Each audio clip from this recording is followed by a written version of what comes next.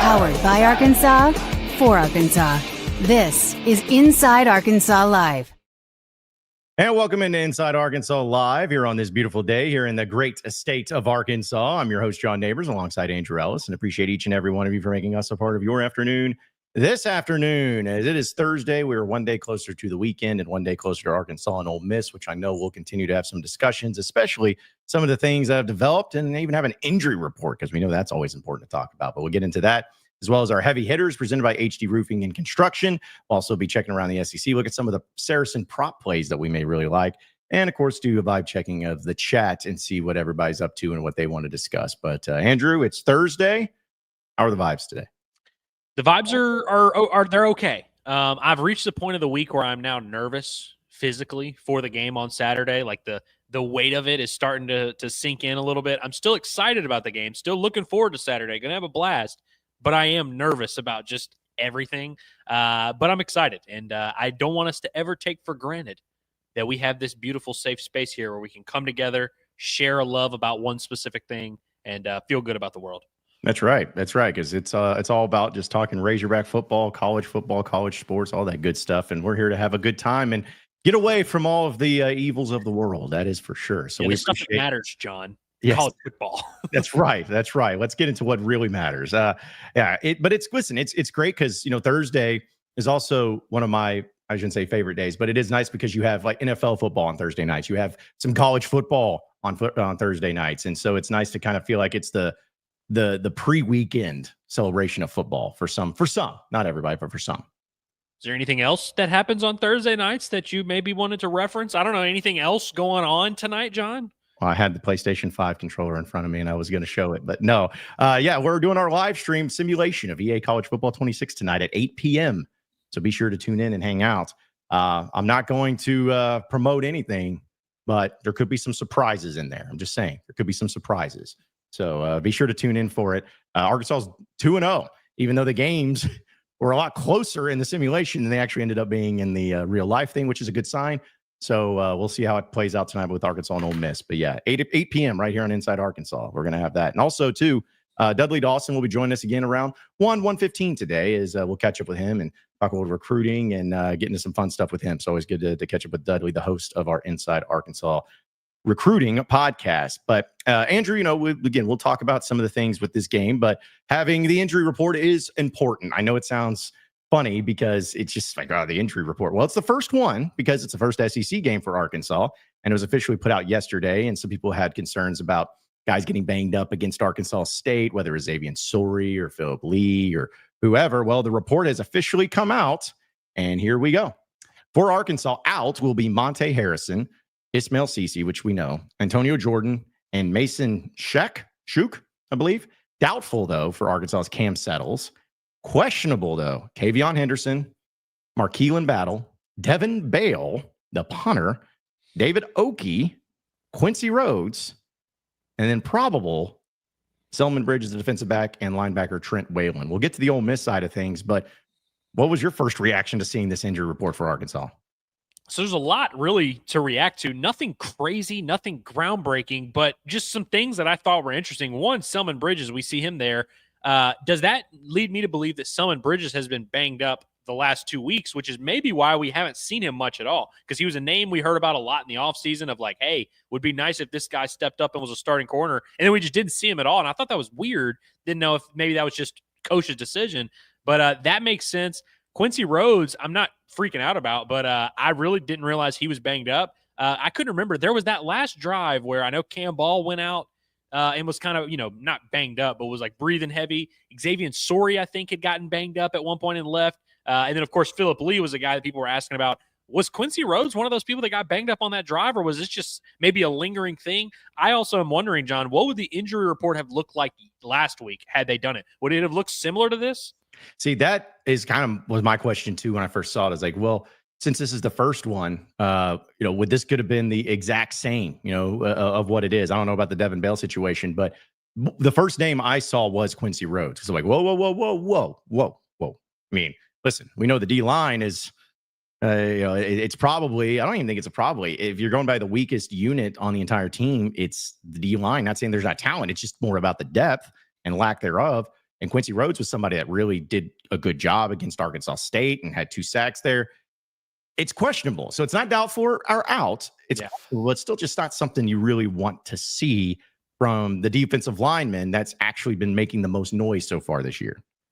Yeah, and that's just a position. Of course, we'll see what happens with David Oki, but regardless of if David Oki plays or not, D-line is just not where you want to lose someone. And we've all been kind of pleasantly surprised by the ends. And Sam Pittman spoke about that yesterday at the SEC teleconference of and he kind of been saying what we've been saying, that end and tackle are not the same. You know what I mean? We don't have a ton of production. We don't have a ton of depth there at tackle. The ends they've been pleased with. So if you add in that lack of depth with the tackle, and now you take out one of the guys that's had this emergence that you love on the end, that could get a little bit weird. I also have, and we've talked about this before, this is Arkansas. This is what the injury report looks like.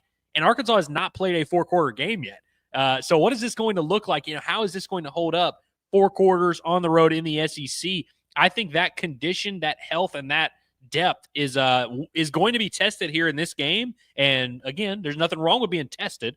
You can get tested and you can have the right answers to the test. But Arkansas is going to have some answers, and it's going to be very interesting. And I'm a little bit nervous about it. Yeah, listen, the guys who are out and even doubtful, obviously you want everyone to be healthy, but none of those guys I'm sitting there saying, okay, well, the ones that are out or more than likely out, that's going to have a major impact in this game. Because we never got to see Ismail Cisse. He was out before the season even started. Running back with Cam Settles, you got plenty of depth there, wide receivers in the other spots there too. But yeah, it's when you start seeing 3 defensive linemen, regardless of if they play or not, but you don't have much depth there. And so to see 3 guys on there is questionable. You need all the help that you can get. I feel like David Oki will play this weekend, just kind of giving it from Sam Pittman. And I think Quincy Rhodes will. I think all those guys will. Hopefully Devin Bale plays, which, again, the punter getting hurt is not ideal, I guess. But hopefully he ends up being okay. But everything else, it's not saying Arkansas is completely healthy because they're not. But I'm glad to see no Xavier Sorey, no Phillip Lee, none of those other guys even on the list at all. That means that they are 100% good to go. Yeah, and the good thing is about David Oki is that he's trending closer and closer to playing. You know what I mean? This is a guy that was not out or was not available for the first 2 weeks, and now him being questionable is an upgrade. You know what I mean? He's trending toward, and so at the very least, whether it's 10 snaps or there's 15, or if he just starts and plays 30, if you have him available at all this week, that's an improvement, and then you would assume he would be closer to playing next week. And that could be a very big decision there, very big move for this Razorback D line. Pittman he said on Monday that basically if David Oki can practice, we're probably going to play him. He was like, I really don't like playing guys if they can't practice. So if he can practice, he can play, and he'll be available. We'll take him with us. And the fact that he practiced Tuesday, we don't know for sure. I'm assuming he practiced yesterday. The Pittman teleconference happened at 10 a.m. They practiced later. But all indications were that it's trending in that direction. And so I'm with you that I think if he's available at all, without a shadow of a doubt, they're throwing him in there. And honestly, we need that. We've been calling for that. We've been saying Cam Ball cannot play 50, 60 snaps in these games. You're going to need someone else to fill in there. This is not an insult towards Pittman. It just always makes me laugh of how many things he's been like, if you don't do this, you're not going to do this. But then it's like, well, actually, yeah, we're going to do it. Always remembered, hey, if you enter the portal, you can't come back. If you're somebody of need, it's kind of the same thing. Hey, if you don't practice this week, you can't play. If depending on who you are and how badly we need you. So, but I get it. I totally get it. Now on the Ole Miss side, one of the things that I think a lot of people were wondering about was Austin Simmons, because it was told by Lane Kiffin, I guess on Monday during his press conference, the quarterback, that he did get a little bit banged up. He is listed as probable, as well as Deuce Alexander, the wide receiver, Daquan Wright, the tight end, running back, K'Wan Lacey, and Harrison Wallace, the third wide receiver. The questionable one, I don't know if anybody knows this player. He's cornerback number 2, Jalen Braxton, is listed as questionable. And then out is Traylon Ray. So you have those names, but also besides Jalen Braxton, that means that Luke Hasz is going to be playing and Patrick Kudus is going to be playing.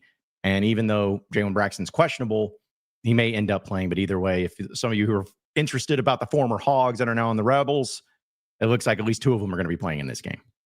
And yeah, we spoke about Austin Simmons, where you could look at the game against Kentucky and say, well, he stinks, and that's why I think Arkansas can win. You could also look at it and say, oh, he was banged up, and that's why I think Arkansas can win. I think there's a fair question of, like, is Austin Simmons, the young quarterback who looked very rattled last week, is it even a good thing for Ole Miss that he's going to be healthy and available? I don't know. They can answer that. But I do think it's fascinating that, Jalen Braxton likely making his Ole Miss debut, because he has not played in either of the first 2 games. Same for Haz, right? He has not played in either of the first 2 games. It's, what perfect timing, and it just makes the story that much better. It's going to make it that much sweeter for Hog fans, which, by the way, Sam Pittman took the high road once again yesterday when he was asked about the transfers and is that a conversation with your team of, hey, these guys, and he was like, nah, I've made decisions before and changed my mind. We've got a lot of transfers on our team. He downplayed it, which I'm okay with. Yeah, well, I'll tell you what, that leads greatly into what I wanted to get into as well. And I know the chat, I'm sure, is going to have some thoughts on it. But I want to remind everybody that here on Inside Arkansas, we're presented by our friends over at SARACEN, because SARACEN, it's the #1 sports betting app here in the state of Arkansas. It's not even close. And we know that with SARACEN, we're going to have a bunch of specials to talk about and some of the prop bets and all that great stuff. But also, they have a great deal going on right now exclusively with us here at Inside Arkansas. That they have the no strings attached deal, where if you're a new user to the app, to the Bet Saracen app, you need to click our link in the description below or scan that QR code. It'll take you right to download the app. And when you download the app, be sure to enter in that code. You're going to have some options, but enter in code INSIDE-AR, just INSIDE-AR, and you will be able to have a bet of $25 to where you can get $125 instantly. It's that simple. So check it out today. Again, download the app if you're a new user in the link below or on the QR code right there on your screen, and you will be able to bet $25, get $125 with the no strings attached deal using code INSIDE-AR with Bet Saracen, Arkansas's #1 sports book. So, Andrew, I think this has been alluded to a little bit, but since Pittman was asked about that yesterday, it was asked about it on Monday, I think fans are definitely feeling a certain way. Do you feel like any sort of animosity, any sort of angst, any sort of grudge being held from fans? Not talking about team player, all that, because we won't know, but from fans, do you think any of that is justified or okay for Razorback fans to hold that against some of the former players that are now on the Rebels? Justified. I don't know. I mean, listen, fans are going to feel how they feel. And by the way, like they should feel how they feel. Like you're more than entitled to love your team and view it as like this, you're with us or against us thing, especially when someone transfers to a rival. I hope that there's at least some part of us that can realize, like, these are just like kids that are doing what they think is best for them. They're probably getting bad advice. Who cares? Or, hey, if they are making a ton of money, are we really going to be like, wow, that's bad for them to do that? Like they shouldn't want to make a lot of money.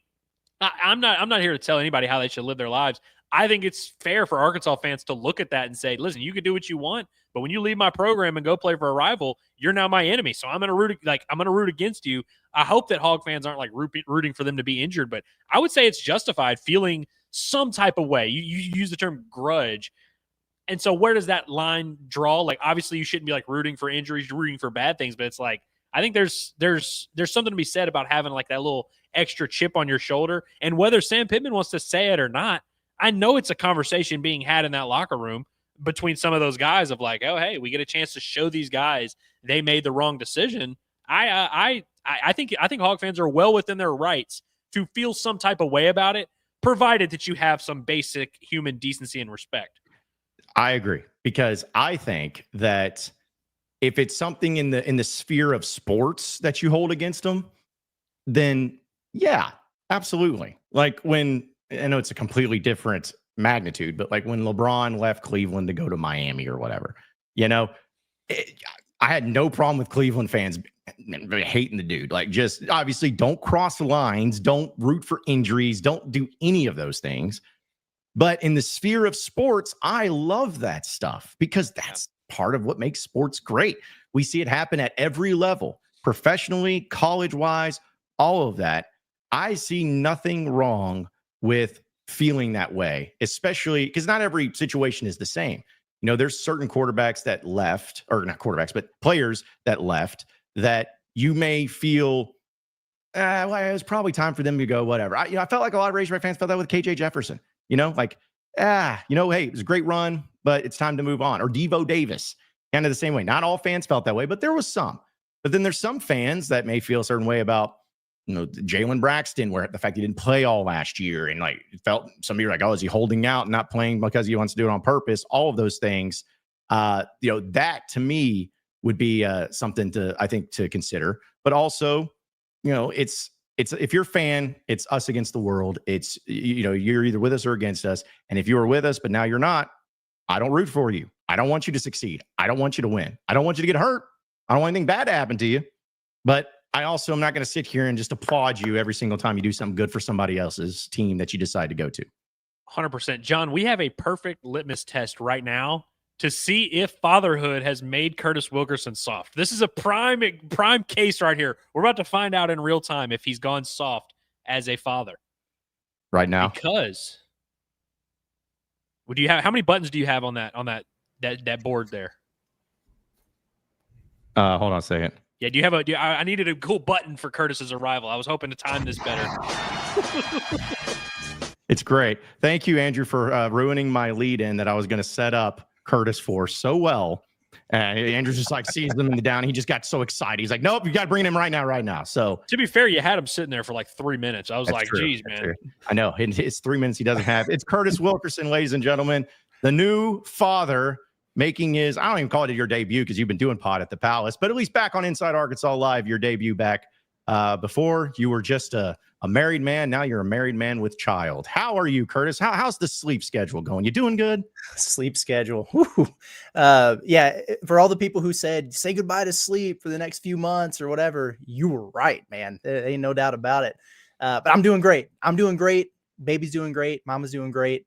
We're settling in a little bit. I had just a brief window of peace in this house. And I said, you know what? I miss my boys. I'm going to pull up. And as I was in this studio and I heard you guys talking about what you were talking about, I would just love to be a fly in the trenches to hear some of the things that Cam Ball is going to be saying to Patrick Kudas. That's all. I just want to be right there. I hope he's talking greasy to him, man. Cam Ball is such a nice guy, but give me a little trash talk. Yeah, it doesn't have to be dirty play, but you can have a dirty mouth in these situations. Take it personally. Why not? I'm all for it. And I'm excited. I'm excited for this football game, no doubt. I was thinking too, as long as he just doesn't spit on anybody, because I feel like that's become a trend for whatever reason.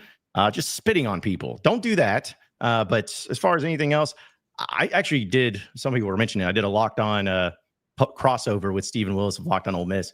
And he was like, oh, you think there's going to be there's some penalties here in the early game? You think there's going to be some shoving? You think it's going to get some nasty in there? I don't know. I was kind of like, maybe. But at the same time, I just don't know of the matchups besides the one you mentioned, like Cam Ball and Patrick Kudas. That would be the only thing. But besides that, none of the wide receivers care enough about Jalen Braxton if he plays because they're all new.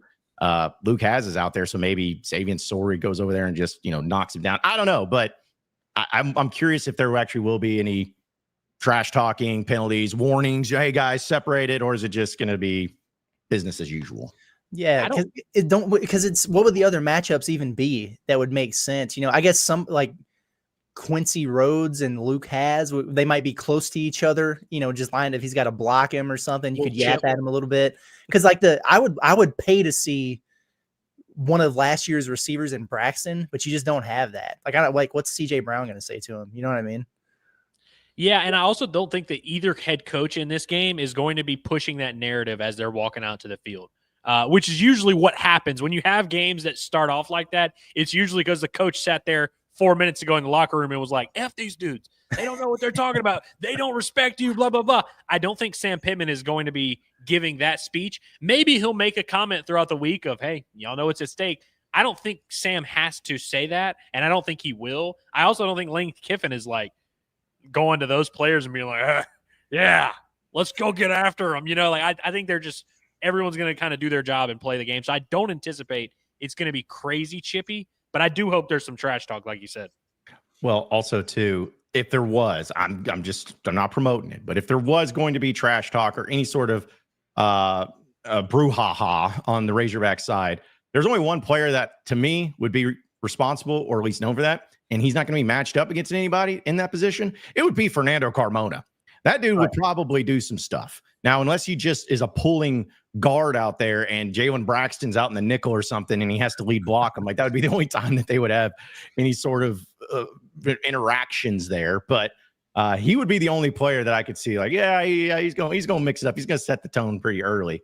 But if it's a DN, whether it's Phillip Lee or somebody like Quincy Rhodes going after Kudus, if there ends up being some pushing and shoving and all that stuff, I'm not going to be against it. Ain't promoting it.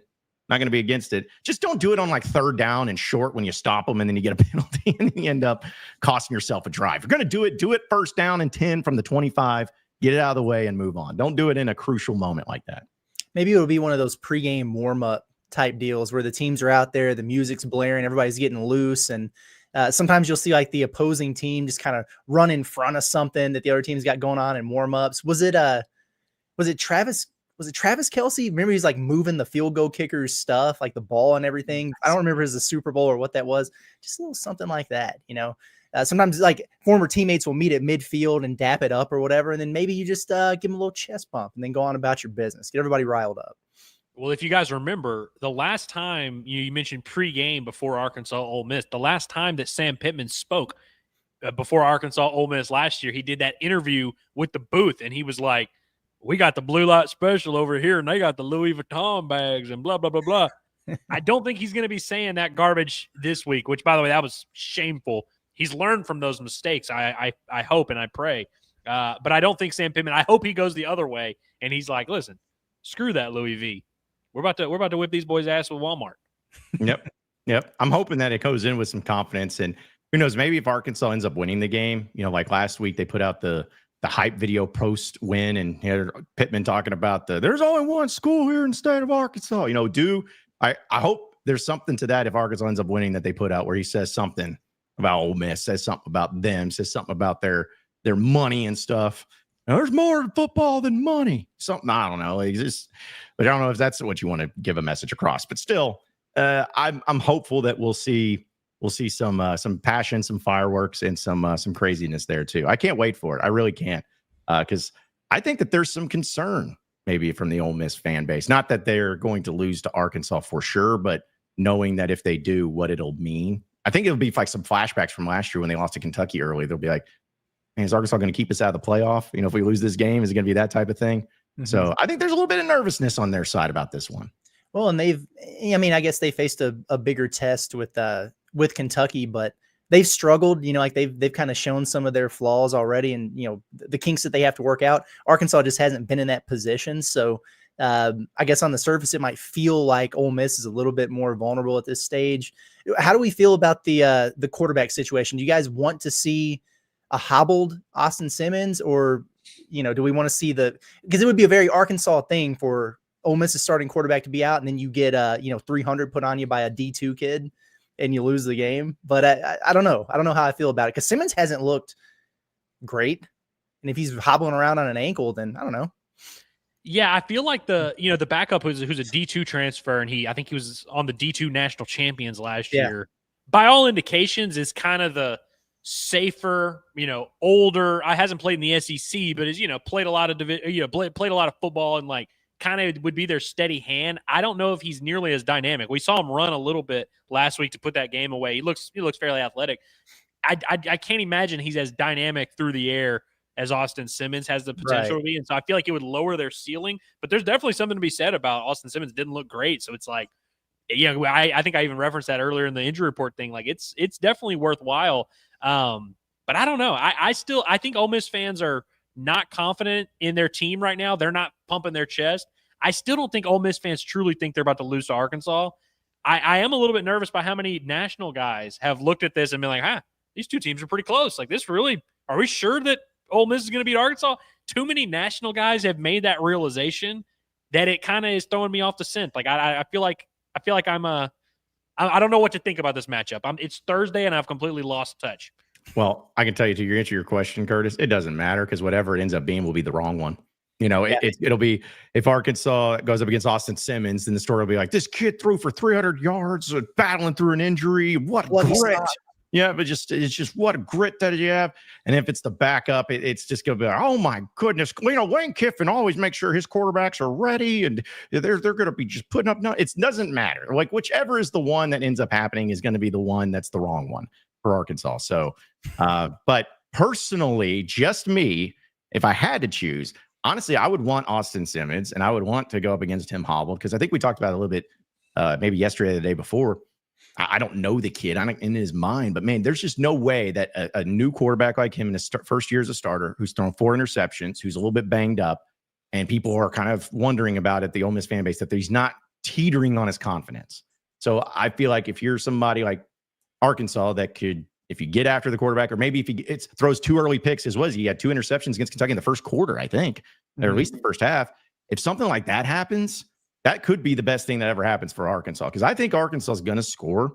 I don't know if they'll have as many explosive plays, but Bobby, in those methodical opening drives and whatnot, I think Arkansas is going to score. But if you rip out his confidence in the beginning, I think that's going to be the best thing for Arkansas.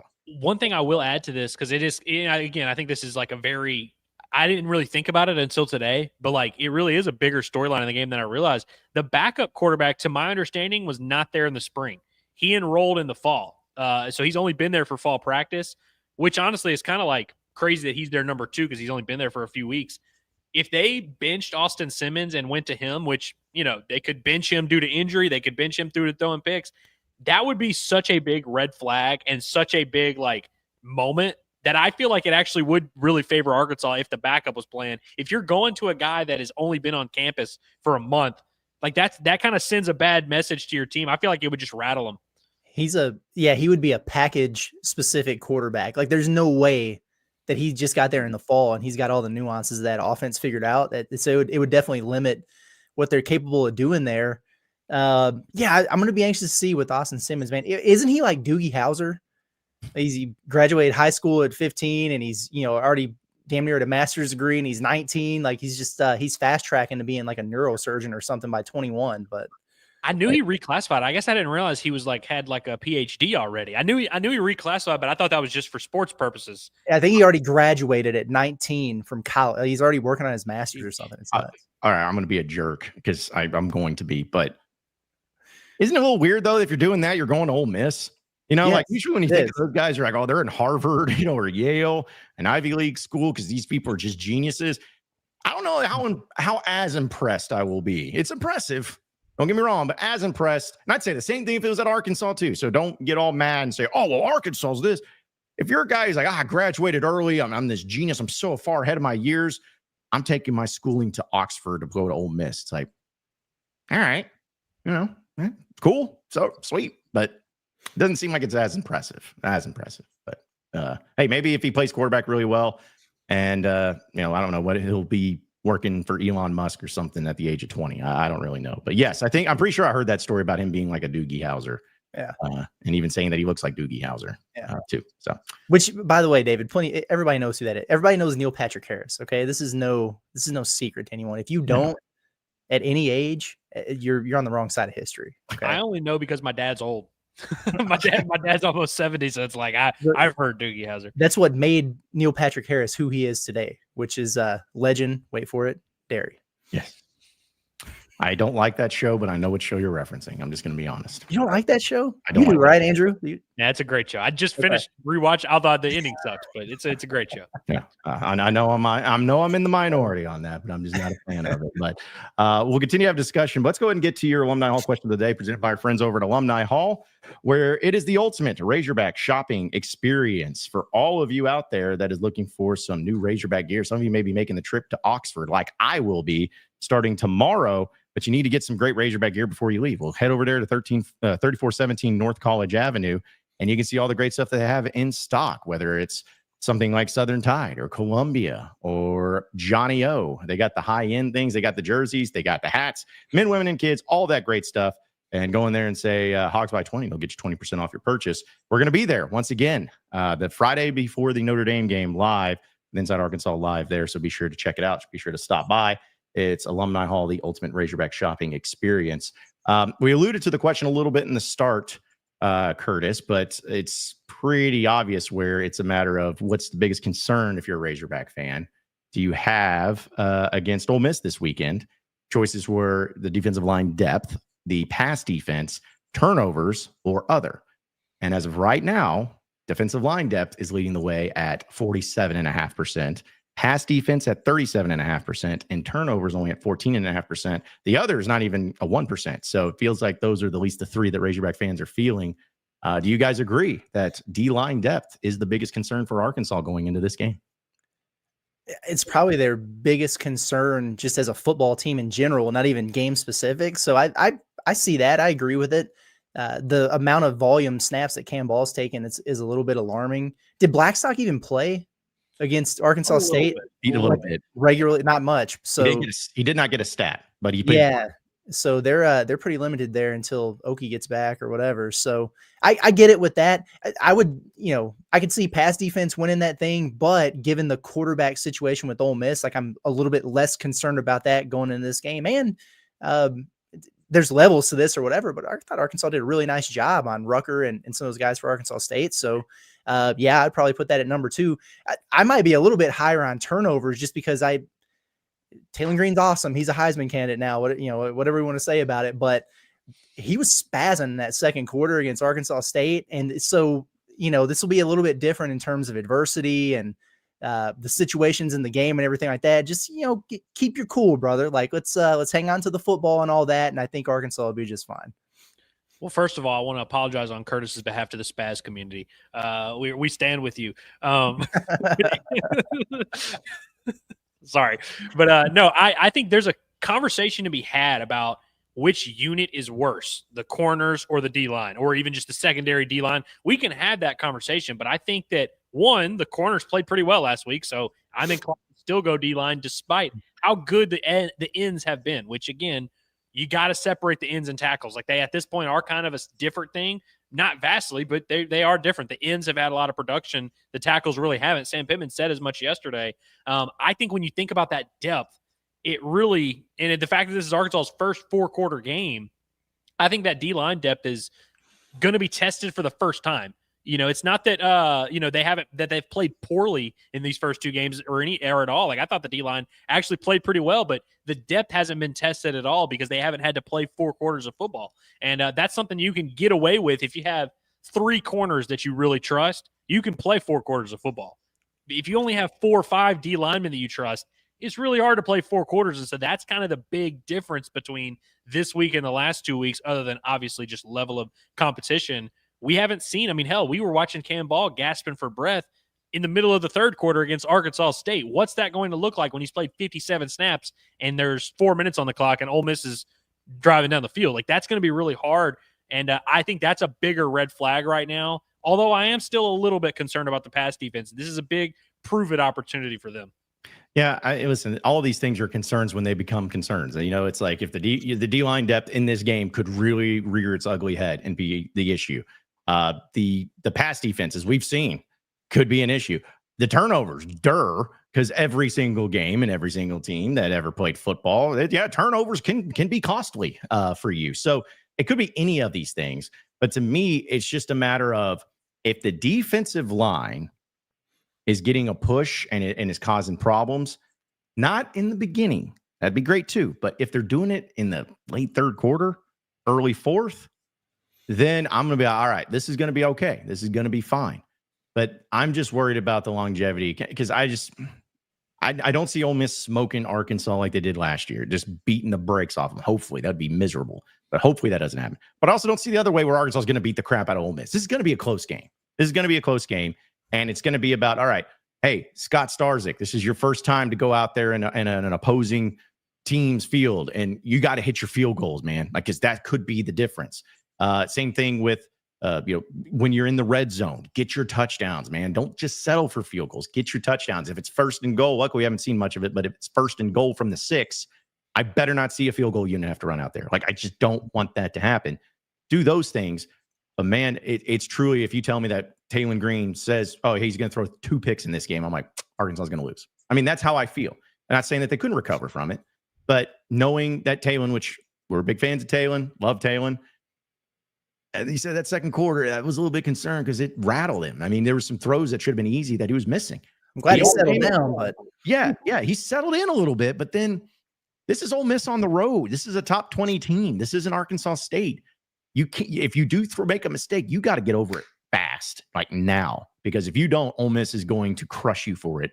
And I'm talking to the offensive line too. You better protect Talon, because if he starts getting the heat on him and, he starts getting banged up or put on the ground, he may lose a little bit of confidence. So to me, it's just about Talon, making Talon as confident, making Talon as crisp, making Talon not make any mistakes. Because if he does those things, I think Arkansas truly wins this game. But if he ends up rearing that ugly head of Talon where he loses confidence, Arkansas has no chance. Just no chance.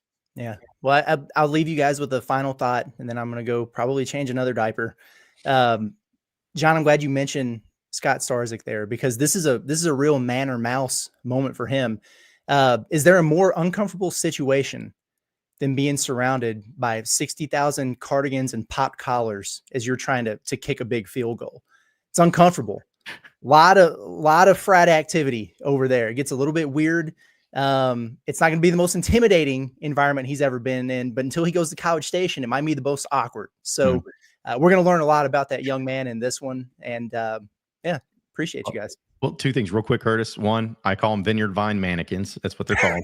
And two, while you're on here, I just wanted to bring up your wife, Michelle's chat, where she says, y'all, thanks all for the well wishes. We are good. Just a little sleep deprived because Mr. West likes to be snuggled all day and night. Totally worth it. So great to have you back, Curtis. Love you and Michelle, and glad that little baby Wes is doing well. And that anything that you ever need, you got us for you and for both of you. So love the fact that you're enjoying it, even though you're sleep deprived. But it was great to have you back on. Can't wait to have you back on a more permanent basis on your time when you decide. So we appreciate it.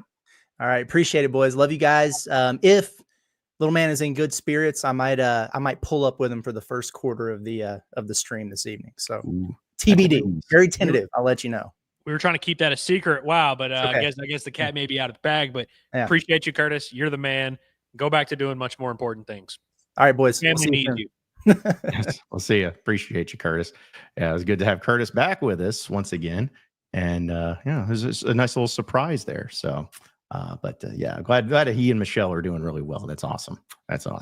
Okay, so we'll continue on. We'll get into your chats. In fact, let's do a couple of your chats presented by our friends over at Basis Health, where they are changing the way that healthcare is delivered by providing mobile medical visits to the comfort of your very own home. A doctor will come to your home for urgent care, primary care, IV hydration, and so much more.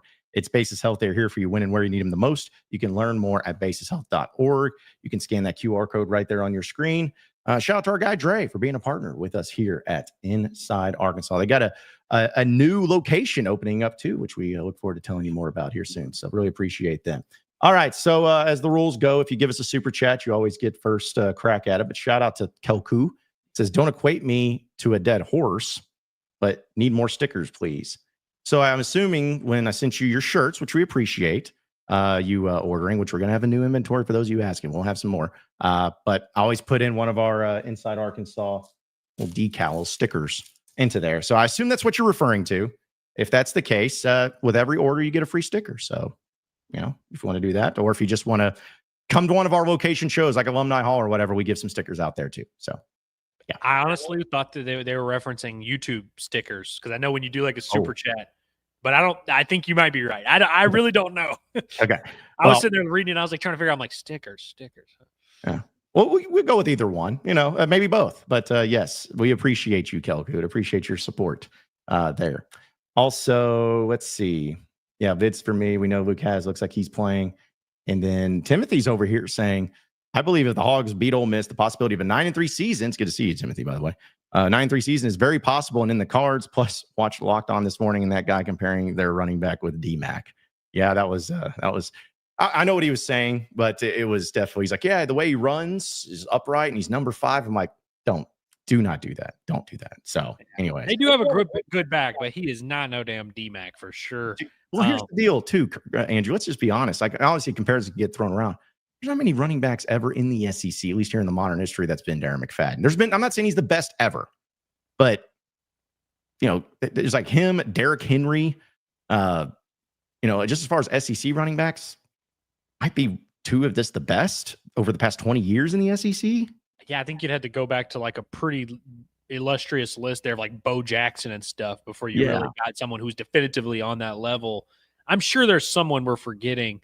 Derrick Henry was up there. I'm trying to remember. I feel like somebody else ran for 2,000 yards not that long ago. I mean, I'm sure that could maybe be close to that conversation, but he also was just on some good teams. Yeah, because what was the? I'm not saying this person is comparable, but what was it? Georgia? I keeps want to say Nick Chubb. Was Chubb the best one that they had? Gurley was also very good. Gurley would always get hurt too. But yeah, there's a couple in that range. Okay. Just as long as we just settle down with any DMAC comparisons. Let's not do that. Vince for me says Mark Ingram. I would not. Like, I think Mark Ingram's like the 5th best Bama running back. Honestly, I don't know how he won the Heisman. I really don't know how. I know he had good numbers that year, but I thought Trent Richardson was better than him that year. I thought they should have given Trent Richardson the ball more. Put it this way: if Darren McFadden played the year that Mark Ingram did, Darren McFadden would win in a landslide, not even close. Like, sometimes it's just that year. And I hate to be that way, but it's true. Sometimes, because there's been some years, Ellis, we've seen the Heisman where there's like 2 or 3 that are like, man, these guys are all so good, but you got to give it to somebody. And then there's some years where it's just like, golly, well, I mean, what do we do here? Who do we give it to? It's like when the SEC Player of the Year went to Herb Jones at Alabama. It's kind of like 10-6. What do we do here? It's the same thing. But anyways, the point is, your comment, Timothy, if Arkansas beats Ole Miss, I'm not saying they for sure go 9-3, but it's not impossible. I'll give you that. It's not as impossible as I think it is.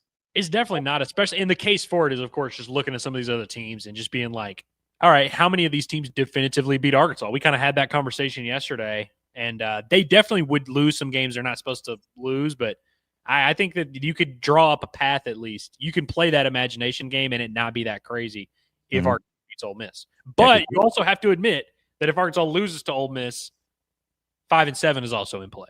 Yes, exactly. Do we all agree on both of these statements that if they win, 9-3 is in play, if they lose, 5-7 is in play, and somehow those are both true? Yep. Because I think all of us in our preseason predictions had Arkansas losing to Ole Miss. So, and me and Curse had 6-6, you had 5-7. So if they lose to Ole Miss, then, we're kind of still on par for what we think. I think it still goes 6-6 if they lose to Ole Miss. That's not going to move the needle for much, but it's a possibility. But also too, it's a matter of if you're just looking in the moment after beating an Ole Miss, especially on how you beat them. If you beat them because Taylon Green goes crazy and you score a bunch of points and your defense looks better, then I'm going to start being like, hey, this Memphis is nobody. I mean, Notre Dame, they don't play in the SEC. They ain't ready for it. And you'll start to believe. So that's what makes it fun, though. You want to believe. You want to have that belief. Let's see. Also, okay, so David brought this up. Which would be a bigger loss, Quincy Rhodes or Devin Bale? Listen. Yeah. And Sam talked about this Monday.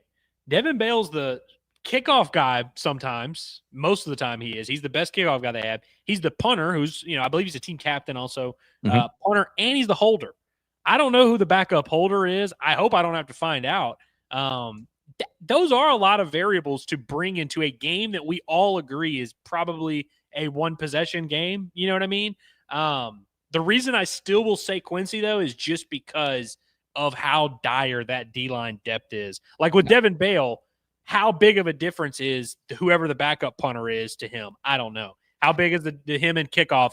Probably really not that much. The holder thing does make me nervous. With Quincy Rhodes, like that question is a little bit harder to answer, where it's like, okay, now we're getting 50 snaps of Charlie Collins this weekend. Whoa, you know what I mean? Like, it would be a very different thing that could have impacts on every possession. Well, and again, I'm not trying to sit here and say that Devin Bale is the most important player on the team or anything like that. But again, as you said, we don't know what it looks like without him. It's one of those things to where you'd be like, oh, dude, we need Quincy Rhodes. But then you say that until a punter goes out there and with the game still in hand, he punts a 19-yard shank and gives it into Ole Miss territory. Like, that then becomes a problem. Or the holder, as you mentioned. You're lining up for the game-winning field goal, gets snapped to the new holder, and he bobbles it.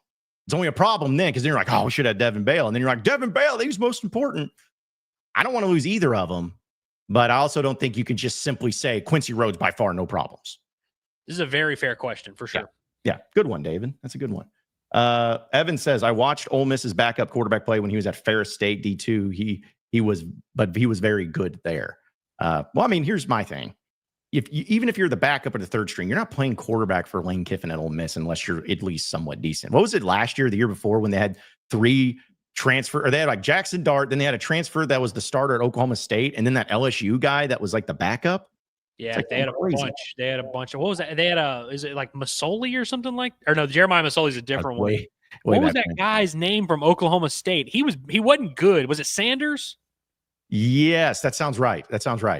At first, I thought you were talking about Jordan Tiamo. I was like, that's even further on. But no, Jordan Tiamo was nasty though. Yeah, he was good. But yeah, they definitely, and again, like you said, regardless of what that quarterback can or can't do, Lane Kiffin is going to find something he can do. Oh, yeah. You know what I mean? Like it might be, and to Curtis's point earlier, it might be a smaller package of plays. They might only run 12 plays, but it's like if they're winning up front on the O-line, they might just run QB power 93 times and beat you. They really. Yeah, because that's what I love about off. Because you got two. I'm not going to say the greatest, but I don't know if that's been talked about enough. The offensive minds going against each other this weekend with Lane Kiffin and Bobby Petrino. Obviously, Lane Kiffin won a championship as the OC at Bama. He was at USC when they won championships. So I'm not talking about the resume, but when you think about over the past 10, 15, 20 years of some of the greatest offensive coordinators that is seeing college football scene, I think Lane Kiffin and Bobby Petrino are right up there with any of them. And so I'm curious to know of how it's going to look, but I think sometimes we do. I've done this with either Lane Kiffin. I think some people did with Gus Malzahn. You just get stuck where you're like, oh, they only have they're one trick pony and that's it. It's like, no, dude, like Petrino or Lane, if they can run the ball, like you said, for every single time and get 10 yards of carry, they're going to run it. They won't even let their quarterback throw. Like that's what makes them so dynamic and tough to plan for. And that's also why they've been good as long as they have, is because they just take whatever strength they got and they utilize it and make it into something they can win with. It's Lane Kiffin's the same way. So saying, oh, all we got to do is stop Austin Simmons. No, because they got a good running back that can do it. It's not just a one-trick pony offense. Yeah, and to that point, everything about football is so matchup dependent. And so that's how you see a unit that maybe isn't good or doesn't have success against other SEC teams have a lot of success. I mean, Arkansas's defense last year was a bad defense by every metric you want to use. But in that Tennessee game, they looked like the best defense we've seen. They looked like the 2014 defense where we were like, holy cow, they're flying. Because in that matchup, they were able to unlock something that just worked. They were able to throw something that Tennessee didn't prepare for. They were able to find a niche that worked for them. And we see teams do it offensively all the time. You remember that time Kentucky? I know this is a Chad Morris era we're bringing up here. But when Kentucky had Lynn Bowden at quarterback and they just ran like 4 plays, but they found it and it worked. You can do that. I mean, obviously, that's a little bit of a simplistic case. But with these play callers, Lane Kiffin and Bobby Petrino have made a living finding those weird answers. And it might be the tight end screen game. It might be the wheel route. It might be this specific option play. It might be just this area of the field we can exploit. These two guys are masters at finding that. And so to think that they're neither one is capable of finding those solutions against the other one, and these two teams that we all agree are pretty close. Like whether you think Arkansas or Ole Miss is going to lose, you don't think Arkansas is 3 touchdowns better than Ole Miss. You don't think Ole Miss is 3 touchdowns better than Arkansas. It's going to come down to a lot of these small things. And like you said, that chess match between obviously Bobby and Lane are not going up against each other, but them kind of using these weapons in their own unique ways. It's going to be a fascinating part of the game. Really is. And also too, I say if Arkansas won the game on a final touchdown that was 30 yards out, let's just say that happened. You could tell me that it was Taylor Green that ran it in from 30 yards where he just ran around and found a way. I wouldn't be surprised. You could tell me that Taylor Green threw the pass to Omega Blake. Wouldn't be surprised. You could tell me Taylor Green threw the pass to Andreas Poski. I wouldn't be surprised.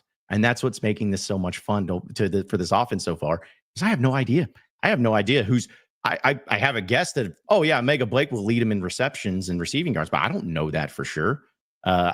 Is Taylor Green going to lead him in rushing, or is Mike Washington? Like, there's just so many questions about him to where I'm just hopeful. I'm really hopeful. I know Bobby's got something cooking. I know he's ready for him, but I'm just really hoping that the execution happens. I'm not worried about the game plan. I'm worried about the execution. Get that going quick, fast, and in a hurry. Let's see. Appreciate the super chat from Woo Damn Pig Smitty. Says, would an Ole Miss win cool the hot seat for Sam? Yes, of course it would. Like, now, does it extinguish it? No. But does it cool it? Of course. I mean, you win an SEC game on the road against a top 20 opponent and you're 3-0. Yeah, definitely will cool it slightly. Because I think I saw ESPN maybe or it was on 3. They were doing their hot seat rankings or whatever. And Sam Pittman has already moved off from like 4 to 3 at this point. So, yes. Yeah, I mean, like you said, it may be 1%, it may be 5%, but yeah, it cools it a little bit, doesn't extinguish, but yeah, that's the world that we live in can change every week, and then it can get right back on it if he loses to Memphis. That's just the stakes are always that high once you get to this time of year. That's right. That's right. We'll continue to get to more of your chats, folks. Appreciate it. But I want to remind everybody, Hickey and Whole Law, they're here for you when it comes to all of your legal cases. They're going to make sure that you do not face them alone. When you use them, they will go through every single detail for all of your legal troubles or issues, like whether it's divorce, custody cases, criminal, civil litigation, personal injury, estate planning. They handle it all. They're the best in the business, and that's why they're the official law firm of us here at Inside Arkansas. And we use them because we trust them. We trust them with our own businesses, with our own matters. They're the ones in the state, and they have offices in Fayetteville, Fort Smith, Little Rock, and Mena. So if you ever have any of these issues that you're needing help with, don't do it alone. Let Hickey and Whole Law Partners help you out. You can give them a call today at 479-434-2414. That's 479-434-2414. You can also visit hickeyandwhole.com. Scan that QR code on your screen. It'll take you right to the website. It's Hickey and Whole Law. Things are about to get better. All right. So a few more chats. Again, appreciate everybody tuning in. This is great. And we love the fact that it's listen, we love doing the show always, but man, when it's in season, whether it's football or for basketball or baseball, there's just nothing more fun. And reminder that tonight we'll do the EA Sports College Football Simulation at 8 p.m. And then on Saturday, we're having game day content. Our pregame show at 9 a.m. Post-game show will be happening as soon as the game ends. And don't forget on Sunday, have the accountability report as well as accountability session report card. 2 different things there. And I guess I should probably ask you before this, but since it's a late night game, that'll probably be on Sunday, right, Andrew? Those things will come out. Or is it like right afterwards? One of them does. Yeah, no. Well, so we usually put out, I guess, accountability session goes out at 6:30 a.m. that Sunday either way. So it'll be the same schedule in terms of that. Yeah. Okay. So yeah, we'll have all of that as well as the Inside Arkansas devotional. And if it's a big win, man, that's what's going to be so much fun. Like, we love doing our jobs. And I don't care what anybody says. Everyone's like, oh, well, losses mean more people pissed off and coming in and views and all that. I think I speak for Curtis and for Andrew and for all of us here at Inside Arkansas. We have so much more fun after wins and talking about wins than we do losses. Like, we will take that all day long. I mean, nothing was more fun than talking about the Arkansas victory over St. John's in the Sweet 16. Like, that's fun. Or the win over Kentucky. That's fun.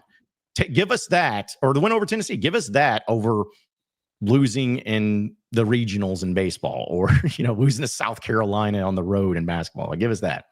Dude, if I were to rank the top 25 moments of my life, they're not all Razorback related. I've had good moments outside of that, but like, I would say Razorback wins account for at least 10, maybe 15 of those top 25 moments. The most joy I felt, the most free and at home and comfortable and peaceful and just happy I have felt have been Razorback wins.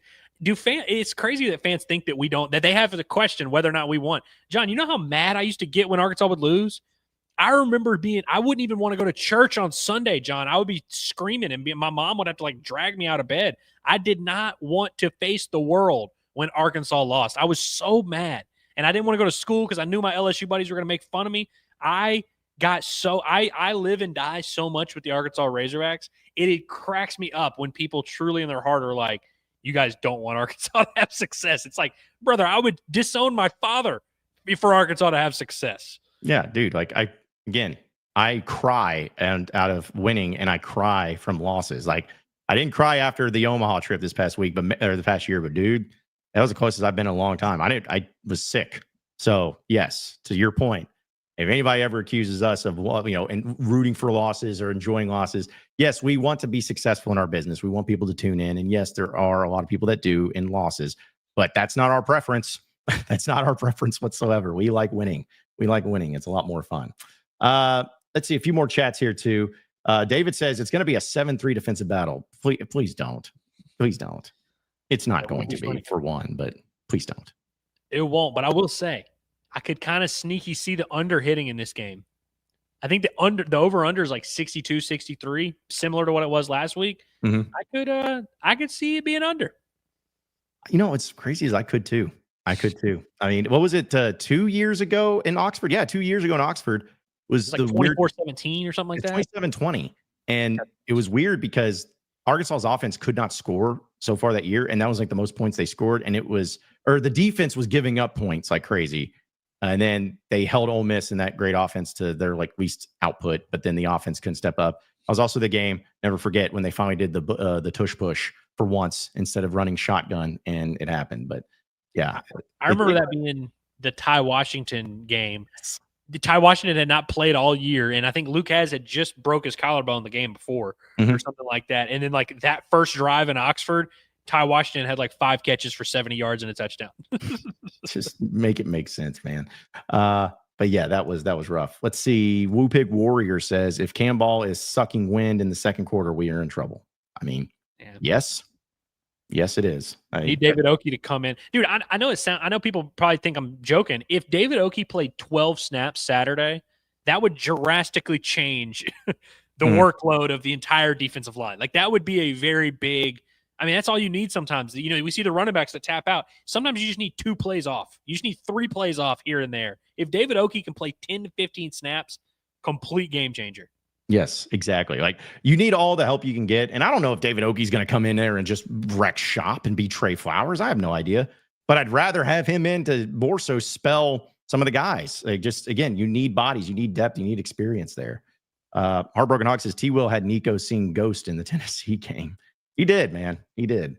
Hey, Nico's still seeing ghosts, bro. I've been watching. UCLA is one of the worst teams in the country, bar none.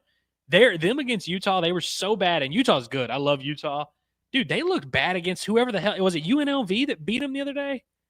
I think so. I know they lost, but yeah it was they lost to UNLV, and like it just didn't look good. Like they're one of the least disciplined teams ever. Dude, you want to talk about getting horrible advice and making decisions you regret. Yeah. That is the prime example. He had the worst possible advice in his ear, and he could be the quarterback of literally maybe one of the best teams in the country. Like if Nico were at Tennessee and he had not transferred out, we would all be looking at Tennessee. They'd probably be ranked top 5. And we'd be like, wow, yeah, this team could win the national title. Yep. No, I'm with you. Like I actually have a few friends of mine that are Tennessee fans, and I kind of like, because they're hate watching UCLA like crazy. And I'm like, I get that. I get that. We talk about like Lucas and Patrick Kudus and all that. Way different from what the Tennessee situation was. That one, I'm like, again, don't root for any injuries or anything like that. But if there was ever to the nth degree that you could root against somebody in a sports sense, Tennessee rooting against Nico is 100%, in my opinion. Like, go right ahead, man. You leave in the middle of spring practice. And by the way, Joey Aguilar looks awesome. Is it because Joey Aguilar became Superman overnight? No, he's playing for Josh Heupel, and they're going to put up offensive numbers no matter what, which has been our case all along of like them losing Nico isn't that big of a deal because whoever plays quarterback at Tennessee is going to have numbers. Like that's just how it's going to be. Yep. Yeah. Who would have guessed? Who would have guessed that'd be the case? Jay says, John may not want to admit it, but I felt some low-key jabs and disrespect from Locked On Ole Miss guy this morning. Well, here's the thing, Jace. We do a Locked On SEC roundtable, and sometimes we'll do crossovers and everything. That's kind of the bit. Like, I talk trash too. It's just fun. I mean, I will admit that he's somebody that feels like Ole Miss is going to win, and I don't blame him. I mean, if I'm an Ole Miss beat writer or podcaster or whoever, I'm thinking Ole Miss is going to win. But I also don't think he's saying, oh, Arkansas has no chance and they're going to destroy him. Like, he didn't say that. But it's all in fun. It's SEC football, man. You got to have some fun with it. And also, too, Finch, I think he put it well here. He's like, I'm not rooting for injury, but I'll never root for them to be good. I think that's perfectly fair. Perfectly acceptable. It's perfectly acceptable. And then Case just comes and says, if Arkansas beats Ole Miss, Chris Beard has to go back to UALR. I like that. Okay. Why, though? Like, it was like, who wins in that? That's my thing. Arkansas. I guess so, yeah, because they don't have to face him anymore. I guess that would be the case. So, but I'll whatever works, man. Whatever works. All right. So, again, we'll have some more chats. We'll have our heavy hitters and everything here in just a little bit. But I want to remind everybody that here on Inside Arkansas, presented by our friends over at Goat Lab Brewery, 1214 North Garland Avenue in Fayetteville.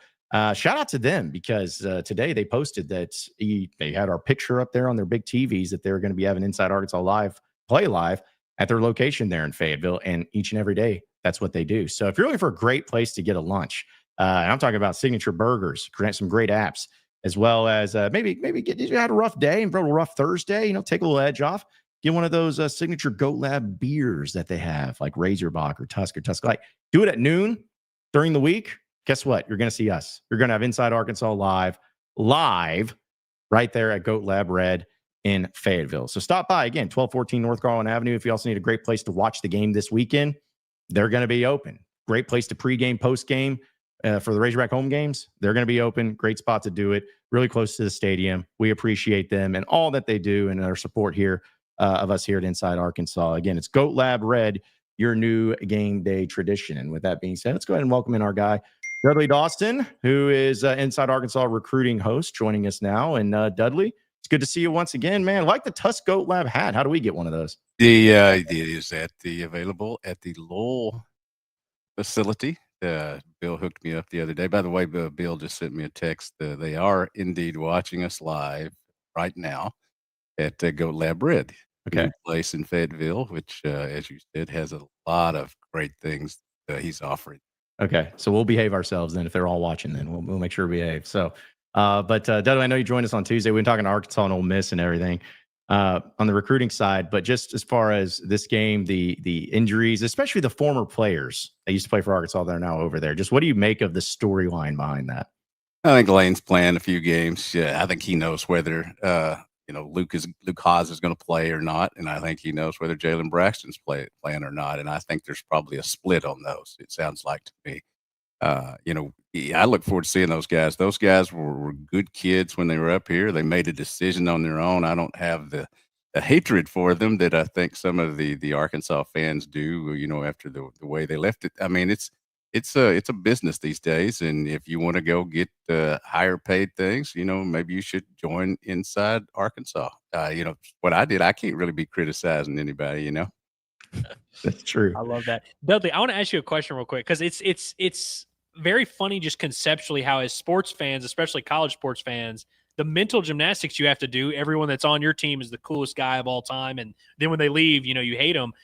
Just, is it weird to see the shift? Because I remember when Luke Haas first got to campus, you remember how excited everybody was. I mean, from when he was a recruit, we knew there was something there. And as soon as he gets to campus, it's like Hog fans are spending this time kind of talking themselves into this guy being this awesome tight end and this generational talent and all this. And I remember Patrick Kudus on signing day, Danny West being like, dude, this Patrick Kudus kid, they are blown away. They can't believe they got him. They can't believe he flew under the radar.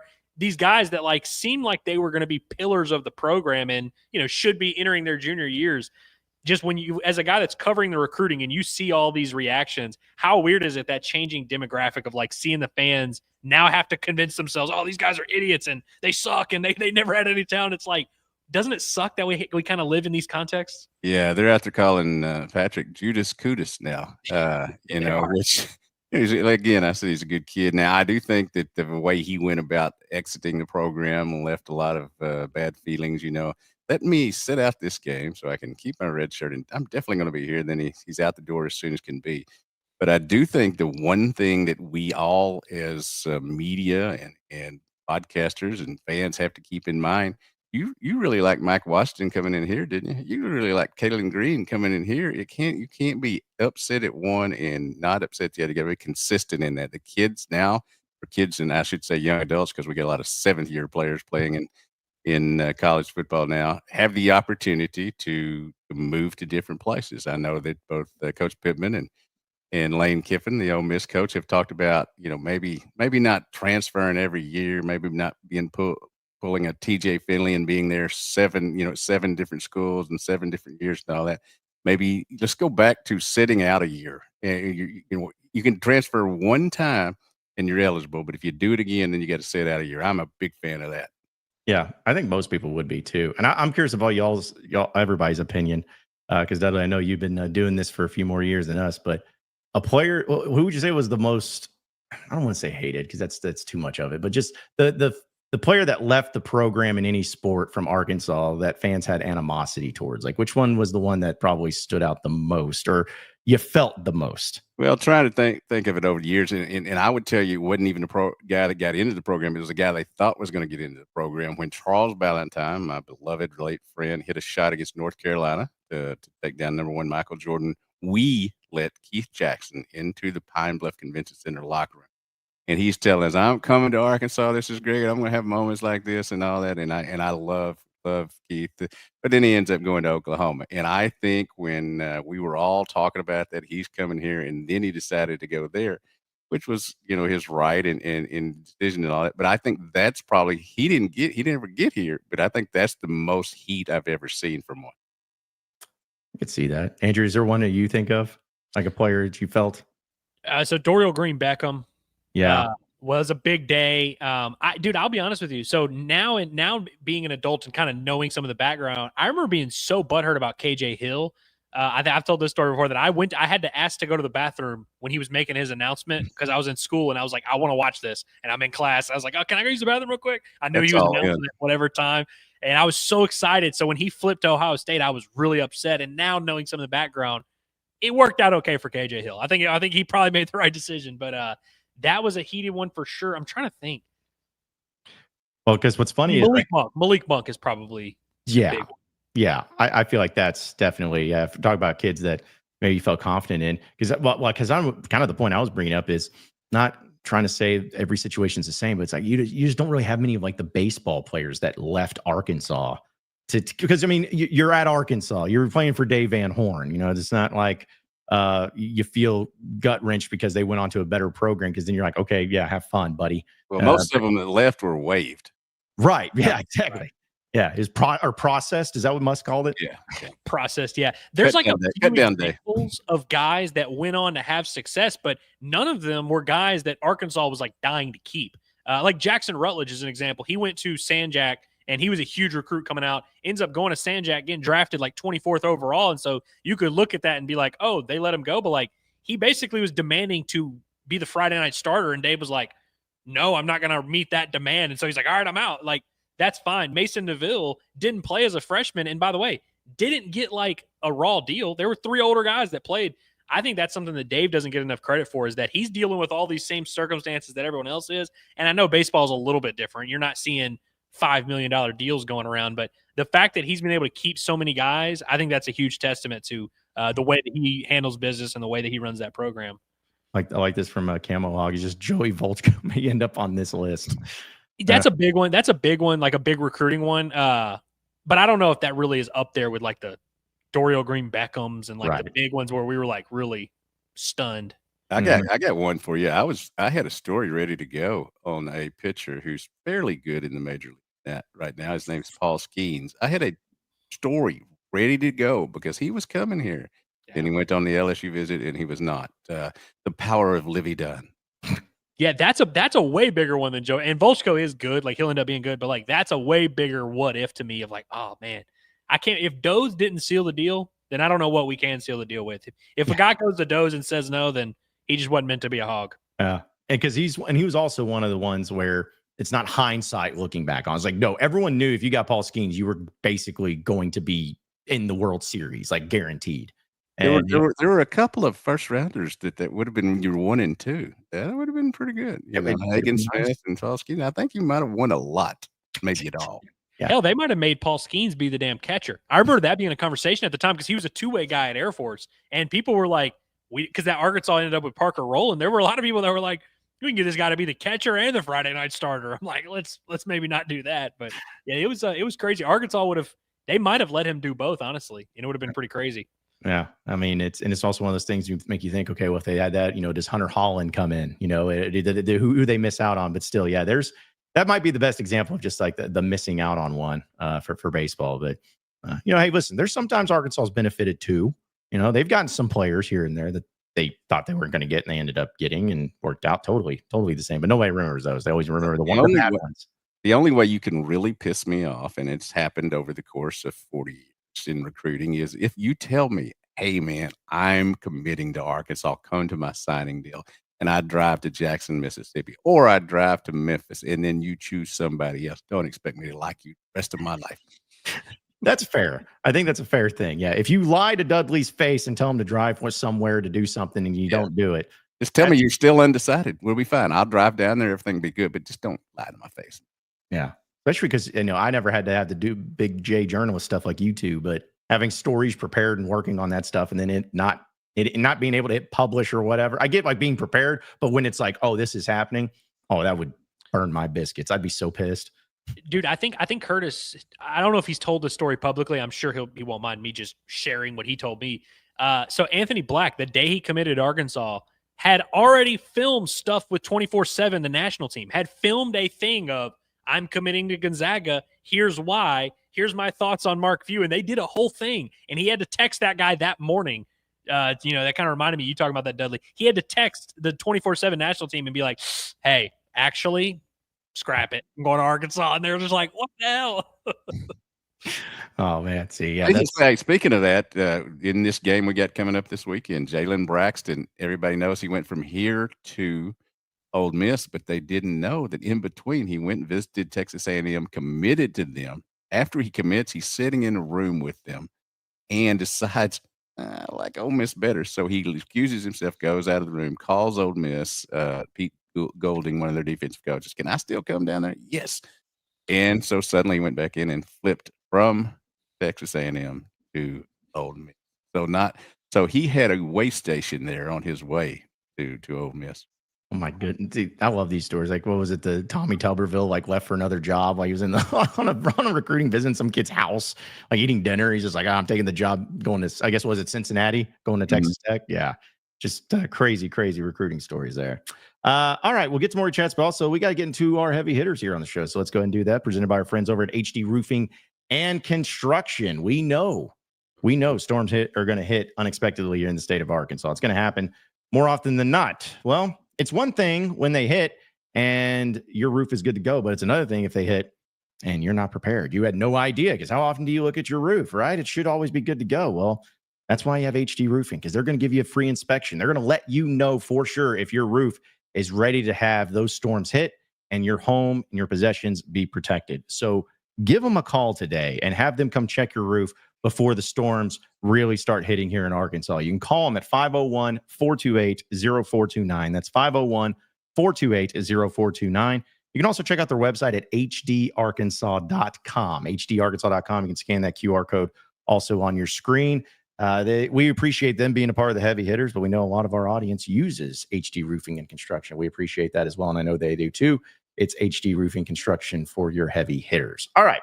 So here on the show today, and for some things that have been going on in the sports world, I tell you what, like for my heavy hitter, particularly in this, I'm going to give a shout out to the people. I know you talked about this earlier, Andrew, but I'm going to give a shout out to the people that are texting me and putting out there that Arkansas is going to beat Ole Miss. Like my guy Billy Lucci from Texas A&M and Texags tagged me in something today that he's like, hey, I think y'all are going to win.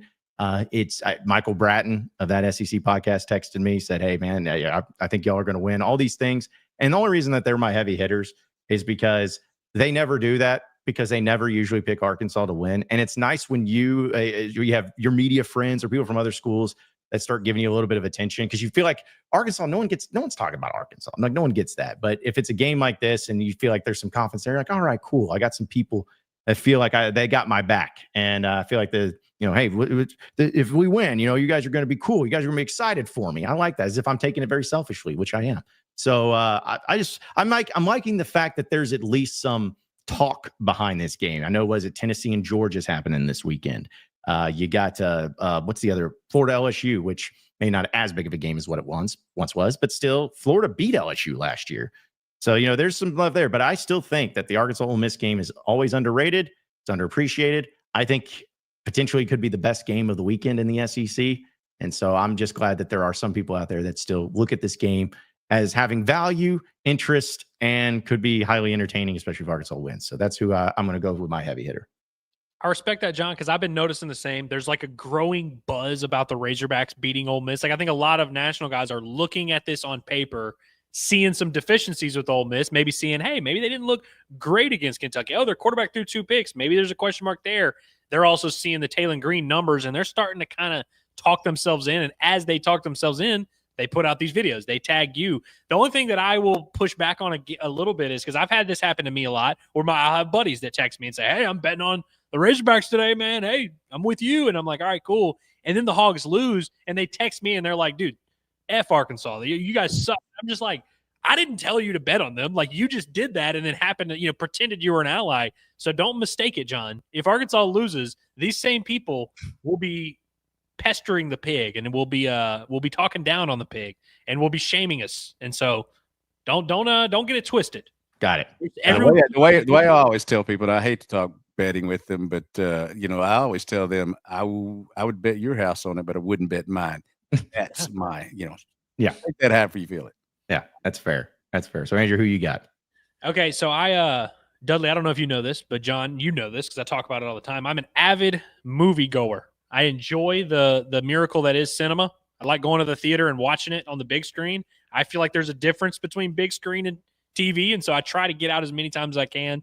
Thankfully, some movies still do the apps of like 50% on Tuesday, 50% on Wednesday, bargain here, buy one, get one. So I'm on all those. And it's been a while since I've gone to the movies. I went a lot this summer because there was all these superhero things and Jurassic World and these big budget things. But there was a little bit of a drought. But I went yesterday and saw a movie called Caught Stealing, and it was tremendous. Okay. A B+. And it was just very solid. Starring Austin Butler, Zoe Kravitz, fun, action, people dying, getting shot, just good. All the stuff that you love in a movie. It had it. It had romance. It had comedy. It had it all. It had mystery. I enjoyed it, and I wanted to give it its props. Caught Stealing. All right. I have to add it to the list. Great title. My lovely wife, Petra, and I, our last trip to the cinema was to see Superman, and it was mostly because I love that dog. That dog's awesome. I'm a big dog lover. But yeah, now that I'm part of the family, I can invite y'all over. I have a theater room upstairs. It's the best part of my house. Yeah. We will definitely have to use that to watch Star Wars one of these days. yes, absolutely. And also have the as long as you have the popcorn to go along with it too, that's as good. We got to make it right. Got to make it right. So Dudley, what about you? Do you have a heavy hitter? Yes, I've got Kanan Sandy, the super fan from Arkansas. The reason I'm bringing him up, I think it was 2 years ago. He went down there and was just being a fan. Went to the game at Oxford, all in. And some people came up and got at him, and that caused a big brouhaha. People from Ole Miss had to apologize. It was not indicative of the Ole Miss crowd, but also, you gotta do right when you're at football games, whether it's at Arkansas, whether it's at Oxford, all that. But he does a tremendous job, and obviously I've got the Inside Arkansas Recruiting podcast. He does a tremendous job, him and his mom, at going around this state, different states to Arkansas recruits. And I think it's, I think there have been times when he has gotten recruits closer to the finish line than the coaching staff has. And I realize what I'm saying. So he's my heavy hitter. It's a weekend. I'm not sure where he's at this weekend, but he'll be on the sidelines somewhere every Friday. Yeah, well, there you go. I mean, listen, any type of recruiting advantage you can get to, especially at this point. Recruiting's so different nowadays, as you know, Dudley, of it's slightly of what I it used is. to get paid more than recruits. That's not the case. Yeah, I know. It's like before signing day was always first Wednesday of February or something. I remember that was the day. That was like a holiday. And then early signing period happened in December, and then that was no longer the early signing period. It became the signing period, and then it was later. And then the transfer portal and all that. To be honest, I am 100% always more interested in transfer portal stuff than I am in high school recruiting. Not that high school recruiting doesn't matter. It's just, hey, these guys are going to come into play right away. It's what you're going for. High school guys, hit or miss, who really knows? But you're wrong about only one thing. The national holiday with recruiting was the day after that. yes. For those that covered it, for sure. That was probably a national week of holidays that you needed there too. So, but yeah, that's listen. It's amazing how it's changed. But at the end of the day, fans, they just still want their team with wearing their uniforms and logos to win. It doesn't matter how it happens. So, all right. There's our heavy hitters here on the show, and we'll get into our final segment here on the day, presented by our friends, of course, over at Freedom Boat Club of Arkansas. Listen, a lot of you have been enjoying the summertime, enjoying it being on the lakes here in the state of Arkansas. And even though it's going to feel like it's summertime still right now, got a little tease of the fall weather. Not so much anymore, still in the mid 80s. But that's okay, because even with fall coming here and the temperatures getting a little bit cooler, still great to be out on a boat here in some of the Great Lakes of Arkansas. The lakes don't shut down. They don't lose all their water after simply the summer ending. You got to get out there and enjoy the beauty of Arkansas and some of the great things that they have to offer. So if you want to be on a boat, don't buy one. just join Freedom Boat Club of Arkansas, because they give you all the access to the boats without the commitment, without having to worry about where's the slip. How we got to buy a slip. We got to have at a marina. We got to be able to travel down with the boat, and we got to untow it and everything. You don't have to worry about that. They take care of it all. And they have 3 locations here in Arkansas, whether it's Greers Ferry Lake, Lake Hamilton, or even a day on the river in Little Rock. Freedom Boat Club of Arkansas will help make your summer and fall and winter and spring in the natural state the best one yet. So give them a text today at 501-270-6477. That's 501-270-6477. Just text the words Inside Arkansas, and you'll get 50% off your initiation fee. It's that simple. Again, check them out at their website today, freedomboatclubar.com, or text Inside Arkansas to 501-270-6477. All right, so a few final chats in here to get to before we close up shop and get ready. Cannon just said the Curtis pod made my day. Well, yeah, Curtis did put out a pod at the Palace this morning. So yeah, good to see him and get him back into the routine. Because somebody tweeted at me almost like yesterday, and we need the sarcasm font or whatever, but they're just like, when's Curtis coming back? I was like, Curtis will be back when he wants to come back. It's like just simple. It's like Curtis will be back when he wants to be back. We're not forcing him. And guess what? If he comes back and you're like, geez, Curtis, do you not giving you any paternity leave? It's his choice. So just want to establish that continually. Dudley, you can attest to this because you've covered recruiting for so long, and it's a different breed. Fans of sports they feel very entitled to information, where they're like, you have information and I need you to give it to me right now.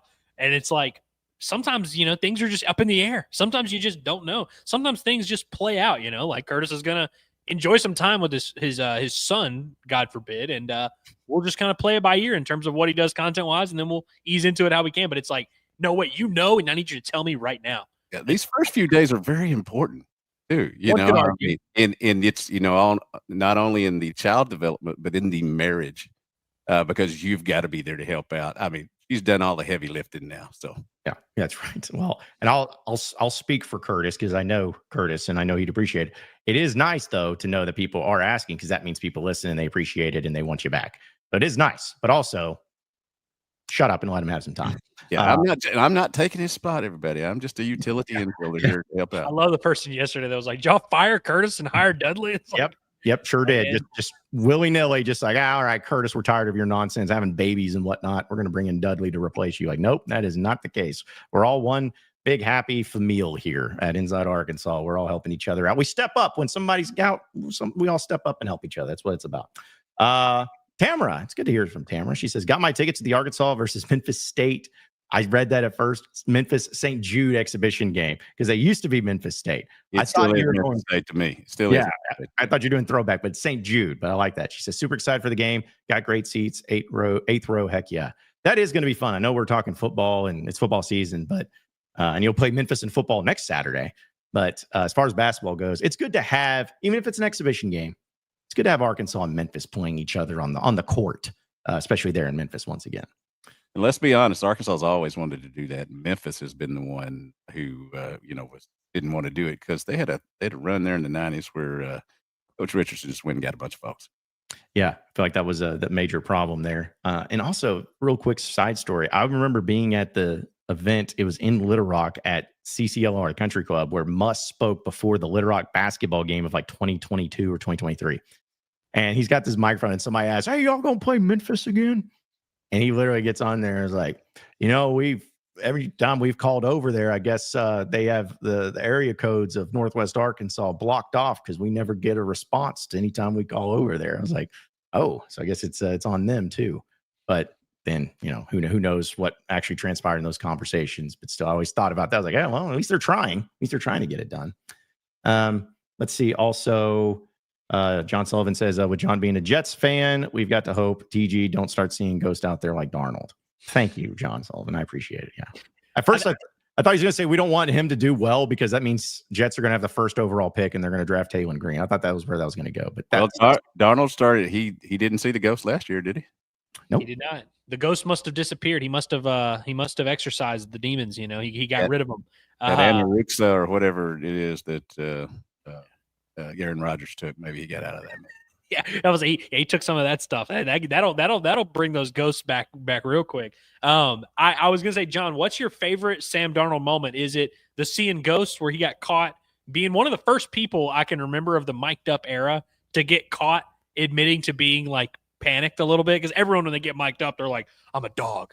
I'm gonna crush today. I'm gonna eat. He's over there. He's like, God, I'm not having a good time. This sucks. He's the first person to do that. Or was it the graphic where it was like Sam Darnold, mononucleosis, and he's like holding out the football? Like, yeah, I think it was that graphic. It was the graphic for sure. They tried that with Lenny Dykstra back in the day. He didn't take it out to the outfield; it was in the dugout, and he went, "Son of a," and he finished the thing, and they were, "Oh, excuse me, here, moving on." Yeah. Well, I was gonna say that. Yeah, the graphic was great. The ghosts were great, but also to y'all's points, it's amazing how everyone gets better when they leave the Jets. It's almost like there's something correlated there. Geno Smith goes to, the Seahawks and is pretty good. And, Aaron Rodgers goes and Steelers and beats them. And yeah, it's just amazing. So I think the common denominator is just don't play for the Jets and you'll be okay. Amazing. It's like, what was it? Shane Gillis's monologue in the ESPYs. And he was like saying that Aaron Rodgers, talking about not, about being healthy with his body or doing that. And he's like, then he decided to go to the Jets. It's like, yeah, you made the wrong decision there. Let's see. Matthew says a few more here. Says, when will we know if Quincy, Okie, or Bale is going to play? Probably game time, right? Or the game Very day? possibly. They do update the injury report every night at 7 p.m. And a lot of times there is no update, but they will put it out tonight at 7, tomorrow at 7. They will continue to update it, and then they'll even put one out game day if there are any changes. But to answer the question, Matthew, probably not up until that game. And that's one part of it is gamesmanship, but also sometimes these decisions are literally made on the field as they are warming up, as they are doing whatever. And I know that, we are desperate for that information, but sometimes it just depends. And so they give us the status each day. Questionable for those guys right now. Maybe one of them will get upgraded to probable. Maybe they'll get taken off the report. Maybe they'll get downgraded. We'll just find out. And please don't take that as truth. Yes. Yeah. Don't look at the injury report that we posted earlier today and be like, that's 100% what's going to happen. Cause geez, I know. Well, that's why they use weird terminology that you can't really quantify. You know what I mean? Oh, he's questionable. All right. It's like, that is the good way. That's a way to say nothing without getting in trouble. What was Tyler Wilson listed when he dressed out, came out, went through warmups, and then didn't play, and he never was going to play? If they'd had an injury chart, then somebody would have got fined. Yeah, I think it was questionably doubtful, maybe somewhere in there. But yeah, that's how many times, Andrew, do we do Inside Arkansas Live after injury reports came out, and we're just like, this is and even Sam Pittman would in the press conference say something that wasn't on the injury report. We'd be like, what is happening? Like, what is going on? No one knows. I'm 62 for the rest of my life. I'll be listed day to day. Let's just do that. Just do day to day if that's the case. I love that they put that depth chart out Monday, and then we all know it means literally nothing. Like there's just nothing to it. It's just like a complete non-factor. Yeah, it's really nice just to look at words. And last one before we get out of here, I just want to play this one or say this one from Hunter. It says Dudley could record bedtime stories and I would listen to fall asleep. The man's voice is so soothing. Utmost respect, with all due respect, he says, with this comment there, Dudley. Very high, most respect. Yes, that is. They always tell me I had the face for radio, but the voice has always allowed me to outkick my coverage. Wow, just wait till you hear him sing karaoke. Dudley, I feel like you should be hosting a smooth jazz late night radio, like we're going to play you into the evening. Here we are on 93.7. I'm going to have some. The sweet spot. I'm going to have some. Yeah. Just that you missed your calling there, Dudley. You missed your calling to do that. So, it's again, you got to wait till you hear the Dudley sing karaoke because dude likes to sing Pony.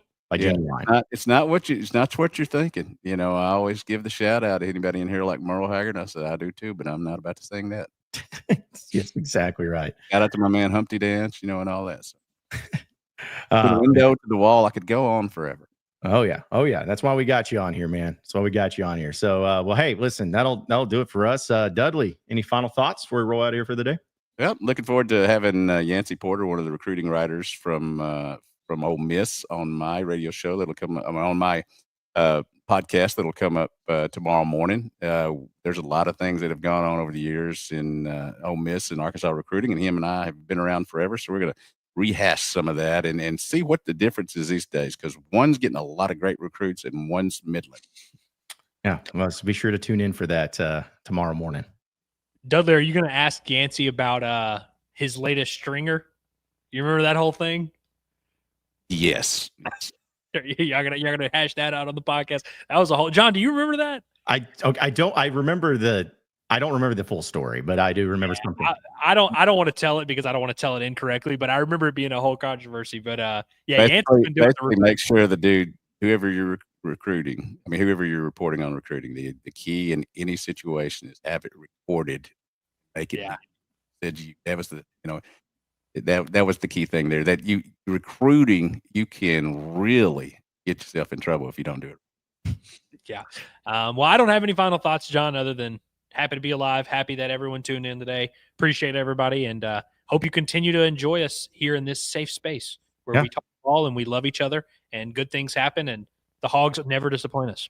That's right. That's right. No, it's and that's well said. And my final thought is just not gonna make any big deal, but this is a day of remembrance, and a lot of people that don't forget that back in 2001, I think it's 24 years ago today, September 11th, was one of the most awful things and tragedies that this country ever experienced. A lot of us remember it really well, even if we were younger. And it's something that they always put out on social media or whatever, but it's always about never forget, because you should never forget it. It was a very defining moment and tragic day that thousands of people's lives are lost. So always remember that. But of course, what's happened even here recently in the past 24, 36, 48 hours, just a lot of awful things. And like Andrew said, and like we always are about, we're never going to get political or talk about any of that stuff. We want to talk about ball and Razorbacks and all that. But just remember, folks, love each other, respect each other. We're humans, and always just, again, we can have disagreements, but we can always go back to the love of humanity that we have in our hearts and what we were created with. So just always love each other and have fun and be kind. That's all we can ask for. But that'll do it for us here at Inside Arkansas. We appreciate everybody listening in, watching in to us here at Inside Arkansas. Be sure to subscribe to us on our YouTube page at Inside Arkansas, and be sure to subscribe to our podcast wherever podcasts are found, especially for Spotify, because we got some exciting news about that we're going to share tomorrow. But whether it's Inside Arkansas Live, Pod at the Palace, you got Bombastic with baseball, you got Dudley with Inside Arkansas recruiting, and don't forget our Inside Arkansas football podcast. They're going to have all the great game day coverage for Arkansas and Ole Miss coming up this weekend. We got it all right here at Inside Arkansas. So that'll do it for us. For Curtis Wilkerson, who was great to see him earlier in the stream, as well as Dudley Dawson, as well as Andrew Ellis, and as well as intern Cameron, I'm John Neighbors. Same sports show, same sports channel tomorrow at noon. Have a great rest of your day, everybody. We'll see you tonight at 8 p.m. for EA Sports College Football 26 live simulation here at Inside Arkansas.